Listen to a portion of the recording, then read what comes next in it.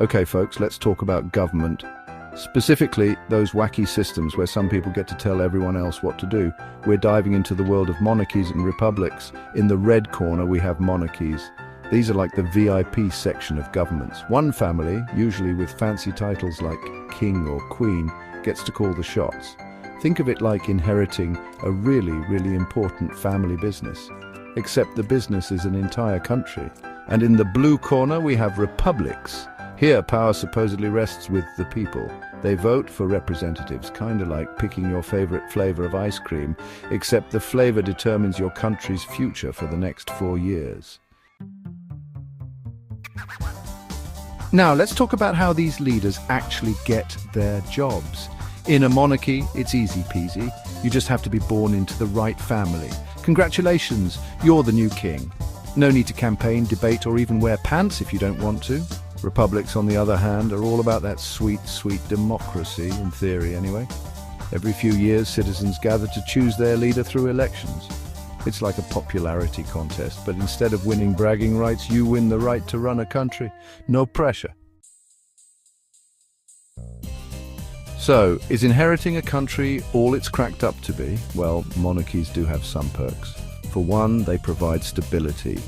Since the ruler stays put for a long time, things are usually pretty predictable. It's like having the same captain steer your ship for decades. You know what you're getting, for better or worse. But here's the catch. What if the ruler is, to put it politely, a bit of a numpty? With no elections to boot them out, people are stuck with their terrible decisions. Imagine having a roommate who never moves out, no matter how many dirty dishes they leave in the sink. Yeah, not ideal. Now, republics, they like to brag about all that lovely power to the people stuff, and it's true, in theory at least, that citizens have a say in how they're governed. Plus, if a leader messes up big time, they can be voted out. It's democracy in action. However, republics have their own brand of chaos. Remember those elections we talked about? Yeah, those can get messy. Think mudslinging, smear campaigns, and enough empty promises to make your head spin. It's enough to make you long for the days when the most scandalous thing a leader did was wear a powdered wig. Section 5. A blast from the past, monarchies and republics in history. Let's rewind the clock a bit, shall we?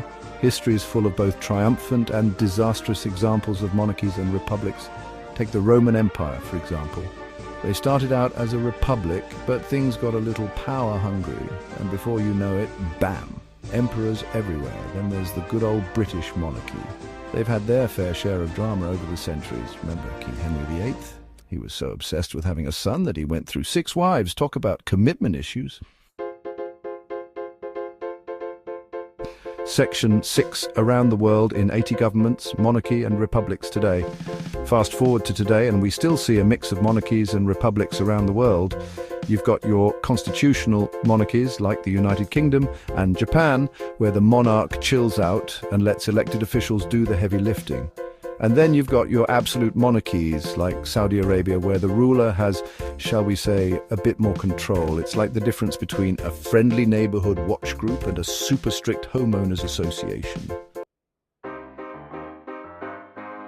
Section 7, but which one is better? So, the million-dollar question, which system reigns supreme? Well, there's no easy answer. It's like comparing apples and oranges. If apples could declare war and oranges held regular elections, both monarchies and republics have their pros and cons. Monarchies offer stability but risk tyranny. Republics promise freedom but can devolve into chaos. It's enough to make you want to chuck your ballot box out the window and embrace a life of blissful anarchy. Don't actually do that, though. Section 8, it's all about balance. Finding the right mix. Perhaps the answer isn't about choosing one system over the other, but finding a happy medium. Imagine a government that combines the stability of a monarchy with the accountability of a republic. Think of it like this. You wouldn't want a car with only a gas pedal and no brakes, would you? Unless you're into that sort of thing. No judgment. A well-functioning government needs both to function properly. Section 9. The future of power. What's next for kings and presidents? As we hurtle towards the future, it'll be fascinating to see how monarchies and republics evolve. Will they continue to coexist? Will one system ultimately triumph?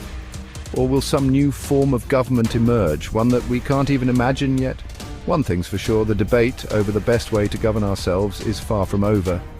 So buckle up, Buttercup, because the future of power is going to be a wild ride.